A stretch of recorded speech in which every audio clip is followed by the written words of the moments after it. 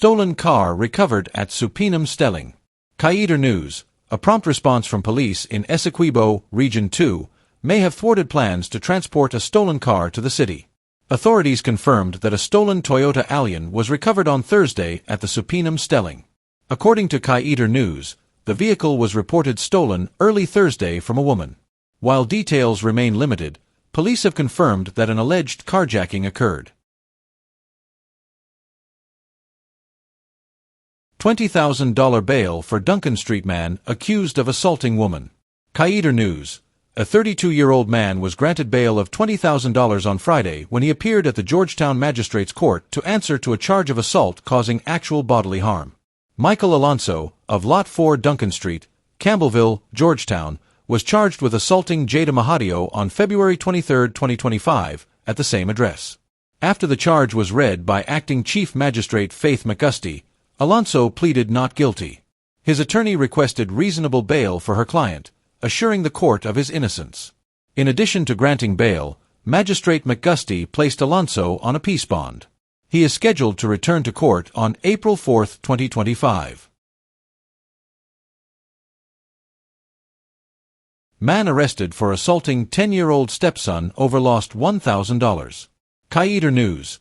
Police have arrested a man for allegedly assaulting his 10-year-old stepson, resulting in a bloodshot eye and a swollen face. The incident occurred on Wednesday around 7:45 p.m. in Timeri, East Bank Demerara, EBD. Reports indicate that the man sent the child to the shop with $1,000 to purchase an item. Upon losing the money, the boy was severely abused by his stepfather upon his return home. The landlord of the property where the family resides informed Guyana News that this incident was not the first instance of abuse the child has suffered at the hands of his stepfather. I learned from one of the tenants that this young kid is regularly abused by his stepfather. He would hold the child's head and push it against the concrete wall, cuff him, slap him, and tear his clothes off. The mother does nothing to intervene. In fact, she encourages it, the landlord reported. According to the landlord, after losing the money, the child returned home crying.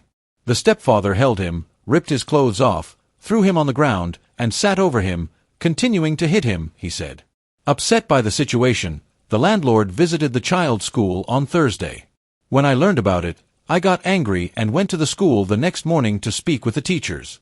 They called him out of class and examined him, noting his swollen face and bloodshot eye, he recalled. The landlord urged the teachers to contact the school's welfare department while he reported the matter to the police. Both the accused and the child's mother were arrested, but the mother was released due to her pregnancy. This kind of thing happens in many homes and is often covered up. Children are being abused by stepfathers and even their own mothers. This nonsense has to stop. He could have killed that child. Just look at him, he is traumatized, the landlord expressed angrily. Senior Superintendent of Police Khalid Mandal confirmed the man's arrest but stated, the matter is under investigation. Missing boat captain found dead with severed neck and battery strapped to chest. Guyana News. A missing boat captain was discovered floating in the Puruni River, Region 7, on Thursday afternoon, with his neck severed and a battery strapped to his chest. The deceased has been identified as 52-year-old William Cozier. Cozier reportedly went missing on Tuesday, but his family only learned of his disappearance on Thursday. A colleague who worked with Cozier occasionally informed his nephew, "Bye, your uncle has been missing for 2 days and 2 nights, and that's not typical for him." Upon hearing this, the nephew alerted other relatives, who advised him to file a police report. Tragically, it was not long before they made the gruesome discovery of Cozier's body. In an interview with Guyana News, Cozier's niece, Nalini, name only provided, recounted the sequence of events. "My brother has a dredge at Topside, Puruni River. He was going to his work site and noticed something unusual, a foot up in the air at Rock Creek. Upon closer inspection, they realized it was a human body and immediately contacted the police. At that time, Nalini's brother did not know the body was that of his uncle. They waited for 2 hours until police arrived. When investigators retrieved the remains from the river, Cozier's relatives were left in shock and disbelief. "My uncle was robbed and brutally murdered. They chopped off my uncle's head, leaving just a bit of skin to hold it on. They tied him up with a battery and sank him with his boat and engine," Nalini told Guyana News. Relatives suspect robbery as Cozier's clothing and other possessions from his camp were missing. He typically wore 6 ounces of gold jewelry and carried a pouch containing significant earnings from his boat trips. Neither his jewelry nor pouch was found. Reports indicate that one person is currently being questioned by police. As the investigation into this horrific crime continues, Cozier's family is demanding justice for his brutal killing. Relatives noted that Cozier had turned his life around in recent months after going through a difficult period. He worked hard for his things, they said, highlighting that he had started his own boat service. Cozier had recently survived several traumatic experiences that prompted him to change his life. Amid prosecution delay, court denies further bail reduction for fraud accused. Guyana Times. The fraud case against Omika Primo, owner of Primo's Imports and Taxi Service, was brought before the Georgetown Magistrates Court on Friday. However, the hearing faced significant setbacks due to the absence of prosecutor David Brathwaite, who had been handling the case. A new prosecutor attempted to step in but was unprepared, having been unable to contact Brathwaite for an update. Given this lack of readiness, Primo's attorney, Everton Singh Lamy, sought another application for a further reduction in bail. He argued that the prosecution's inability to proceed warranted a reconsideration of the bail amount. However, Principal Magistrate Faith McGusty denied the request, stating that she found the current bail amount reasonable and saw no grounds for further reduction. While Singh Lamy acknowledged that the prosecution's unpreparedness was not Primo's fault, he reiterated that it was their responsibility to be ready for court. Despite his arguments, the magistrate upheld her decision. The case has been adjourned until March 21 for disclosure. Primo is facing 68 counts of fraud and was initially granted bail set at $20.4 million, with each charge carrying a bail of $300,000. Following a request from her attorney, Chief Magistrate McGusty reduced the total bail to $5.1 million, setting it at $75,000 per charge. She is accused of orchestrating a multimillion-dollar fraud scheme, reportedly collecting over $51.57 million from customers under false pretenses. Allegations include promising to deliver vehicles that never materialized, targeting victims across regions 3, 4, 5, 6, and 10. Investigators revealed that Primo actively attempted to evade detection by changing her phone number, relocating her business, and even rebranding her company. The prosecution has indicated that some victims reported feeling intimidated. The Criminal Investigations Department's CID anti-fraud unit suspects that the scale of the alleged fraud may be even larger and has urged additional victims to come forward.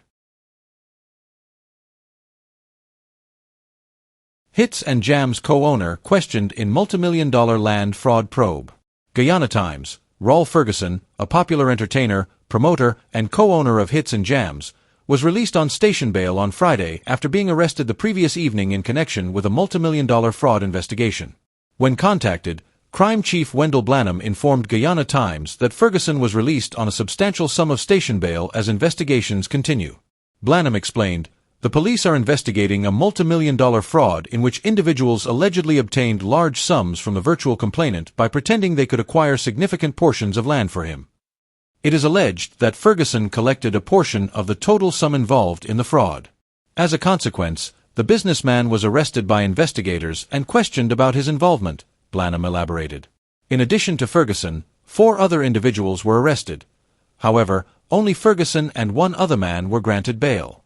The remaining 3 individuals remain in police custody. The investigation is reportedly centered around a plot of land along Heroes Highway, involving a sum of $58 million. Blanham confirmed that Ferguson has been cooperating with detectives and has been released on bail pending the outcome of the investigation. Apart from his work as an entertainer and promoter, Ferguson is also the owner of Estatement Investment Incorporated.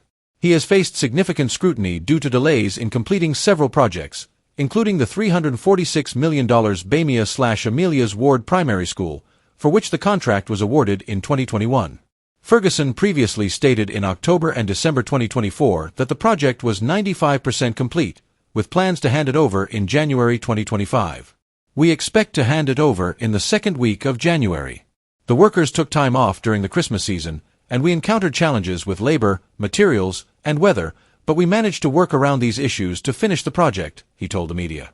Despite these assurances, Ferguson's company has faced criticism for failing to meet contracted deadlines on several other projects. Crime chief urges newly promoted detectives to be wary of envy and betrayal. In an address to newly promoted detectives, Deputy Commissioner of Law Enforcement Wendell Blanham emphasized the challenges that accompany advancement within the ranks of the Guyana Police Force, GPF. Quoting Christian Horner, he stated, "The higher you rise, the sharper the knives." These remarks were made at the Police Officers Messenex on Saturday during the opening of a one-day training seminar for officers of the Criminal Investigation Department, CID. The seminar focused on three pivotal components of Guyana's ongoing efforts to modernize its criminal justice system. Blanham urged the newly promoted detectives to uphold professionalism amid the challenges they may encounter.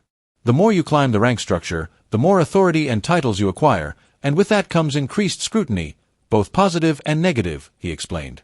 He warned of the potential for envy and betrayal within the ranks, drawing a parallel to historical figures who faced similar challenges. There will be envy, betrayal, and attempts to undermine you, just as it was with figures like Jesus Christ. You will be targeted by those who wish for your failure. Encouraging his officers to remain steadfast and committed, Blanham said, "Stay the course and continue striving for the top of this noble organization. Always maintain your professionalism, even when faced with those who wish for your downfall." Proverbs 14 verse 30 reminds us that a heart at peace gives life to the body, but envy rots the bones, highlighting how destructive envy can be to one's well-being. The training seminar, led by the GPF's junior legal advisor, Ms. Janet A. Ali, focused on three critical legal reforms aimed at enhancing the country's criminal justice system.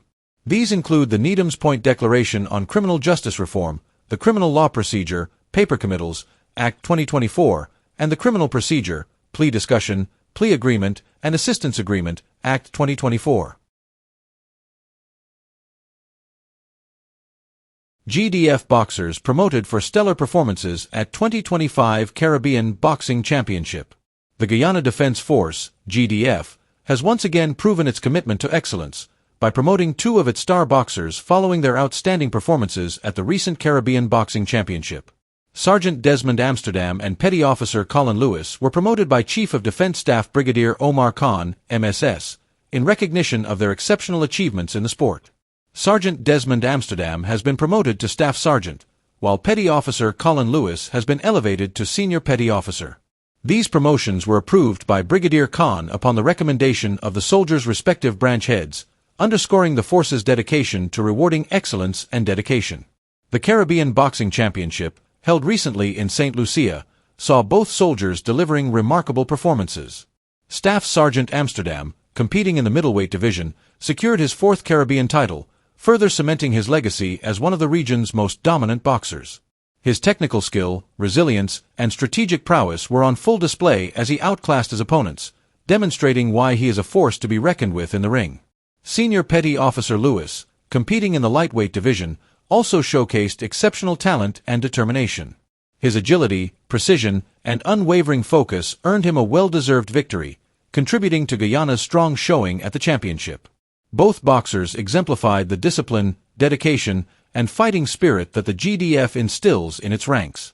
Brigadier Khan congratulated the boxers on their continuous excellence, noting that their achievements not only bring pride to the GDF but also to the nation as a whole.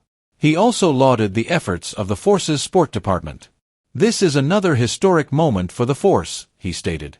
"While we are tasked with defending our nation, we are also leaders in every field possible.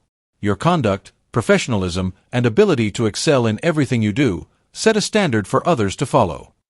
The promotions of Staff Sergeant Amsterdam and Senior Petty Officer Lewis not only celebrate their individual successes but also reflect the GDF's holistic approach to nurturing talent and leadership. Newborn Cash Grant, more than just financial support, but an investment in Guyana's future, President Ali. The government, through the Ministry of Health, has officially launched its Newborn Cash Grant initiative, marking a significant step in supporting the nation's future welfare. This initiative provides a $100,000 cash grant to every newborn, with an annual cost of $1.3 billion to the Treasury. Scores of mothers, accompanied by their spouses, gathered at the Arthur Chung Conference Center, ACCC, to witness the launch, led by His Excellency, Dr. Mohammed Irfan Ali, on Saturday. During the event, 600 birth certificates and care packages were distributed to new parents. In his address, President Ali emphasized that the initiative represents more than just financial assistance. It is a commitment to investing in the welfare and well-being of the nation's children. Every child born in Guyana is not just a citizen. They are a vital thread in the fabric of our nation's story. They are a shared treasure, entrusted to our collective care, he stated. To ensure smooth distribution, President Ali announced that mothers would receive the cash grant before leaving the hospital following childbirth. For deliveries outside of hospitals, a system will be in place to ensure the grant is received within a week of birth. The future of our children is something we must intentionally invest in. This cash grant is not a privilege, it is a right, and it is a right that every child in Guyana is entitled to, he added. The president also highlighted the government's commitment to comprehensive support for mothers, which includes developing new medical and pharmaceutical facilities. A dedicated pediatric and maternal hospital is currently under construction, aimed at providing holistic care throughout the motherhood journey, ensuring mothers receive the best possible support from pregnancy to childbirth and beyond. Minister of Health, Dr. Frank Anthony, also emphasized the importance of this initiative, noting that government investments in healthcare have led to a significant reduction in maternal deaths. First Lady Arya Ali contributed to the initiative by providing additional care packages, recognizing that raising a child involves more than just financial support. The launch included the distribution of 600 birth certificates to parents, a collaboration between the government and the General Register's Office, GRO. Minister of Human Services and Social Security, Dr. Vindhya Prasad, noted that this initiative is part of the government's commitment to making life easier for Guyanese, as outlined in the 2010 to 2020 manifesto.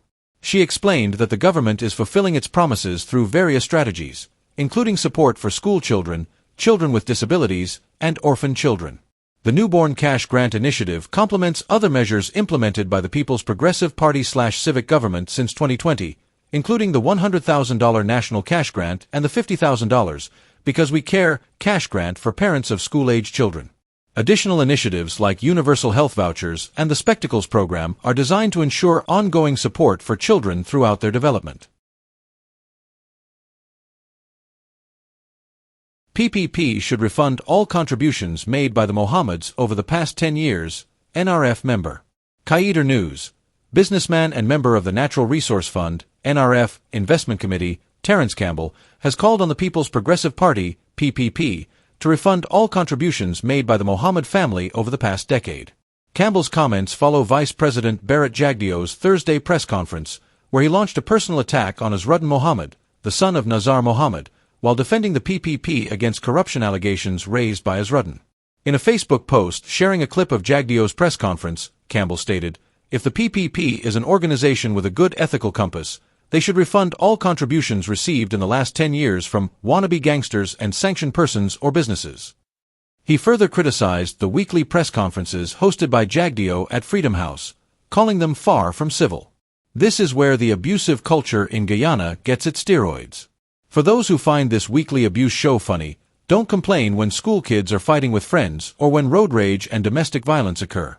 This guy is the chief promoter of the culture of abuse and incivility that engulfs Guyana, Campbell asserted. Campbell's remarks were prompted by Jagdeo's statements regarding the Mohammeds. Jagdeo had characterized Azruddin as a wannabe gangster and dismissed his ability to articulate coherent thoughts. He also accused Azruddin of making disparaging comments about Agriculture Minister Zulfikar Mustafa, implying that he was corrupt, while defending Mustafa's dedication to assisting farmers. Jagdeo clarified that while the PPP supports citizens' rights to express themselves, it will also defend itself against attacks. He mentioned that Nazar Mohammed had attempted to portray himself as a victim of PPP excesses, despite facing allegations of smuggling 10,000 kilograms of gold out of Guyana and evading over $50 million in taxes. Jagdeo reminded the public of the extensive investigation conducted by the United States, which uncovered significant evidence against the Mohammed family. He urged that any evidence regarding other businessmen allegedly purchasing gold from Venezuela be submitted to U.S. authorities and shared with the public.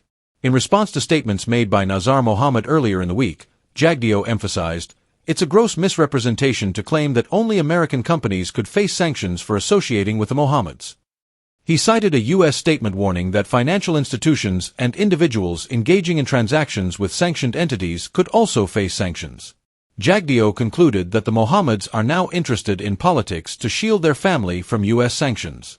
Nazar Mohammed, in a public statement, responded to the sanctions, claiming there had been deliberate misrepresentations that prevent him and his son from conducting business with U.S. citizens and companies. Despite this, Nazar pointed out that his two businesses were suffering locally due to the termination of his gold license and denied efforts to renew licenses for family-owned vessels. He stated, "To say that anyone who associates themselves with the Mohammeds would be sanctioned is ludicrous." Nazar underscored his long-standing loyalty to the PPP, despite having offered financial support to other parties. "All my life I have been associated with the PPP. I worked with Forbes Burnham. From then onwards, I knew all the political leaders in our country," he noted, expressing confusion over the hostility directed at his family.